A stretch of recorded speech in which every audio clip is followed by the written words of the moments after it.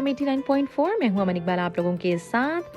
Programme है रौनके Ramzan, segment क़ससल अंबिया, जिसमें हम कुरान मजीद की आयत के पीछे के बहुत ही इंटरेस्टिंग वाक़यात आपके साथ शेयर करते हैं। सूरह सबा में आयत है जिसका तर्जुमा है, फिर जब हमने उस पर मौत का हुक्म भेजा, जिन्नों को उसकी मौत ना बताई मगर ज़मीन की दीमक ने कि उसका असा खाती थी। फिर जब सुलेमान ज़मीन पर आया, जिन्नों की हकीकत खुल गई।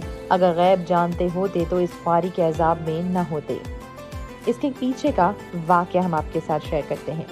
मुल्क शाम में जिस जगह हज़रत मूसा अलैहिस्सलाम का खैमा गाड़ा गया था ना, ठीक उसी जगह हज़रत दाऊद अलैहिस्सलाम, जो कि हज़रत सुलेमान अलैहिस्सलाम के वालिद मोहतरम और अल्लाह के पैगंबर भी हैं, उन्होंने बैतुल मुक़द्दस की बुनियाद रखी। मगर इमारत पूरी होने से पहले ही हज़रत दाऊद अलैहिस्सलाम की वफ़ात का वक्त आन पहुंचा और आपने अपने फर्जंद हज़रत सुलेमान अलैहिस्सलाम को इस इमारत की तकमील की वसीयत फरमाई।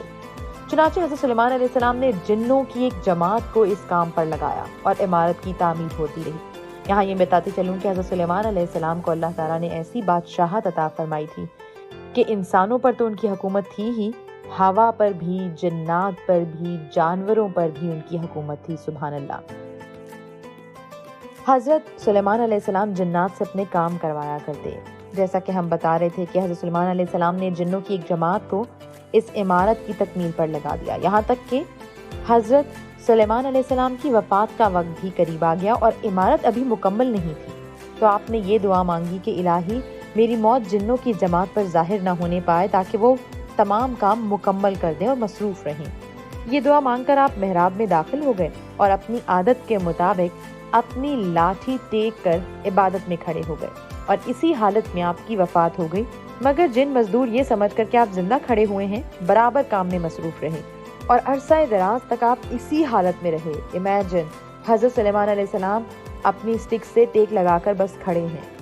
तो आप इस तरह इबादत किया करते थे और जिन्नों को देखा करते थे कि वो काम में मसरूफ़ हैं और जिन उनके डर से अपना काम तेज़ी से करते रहते थे।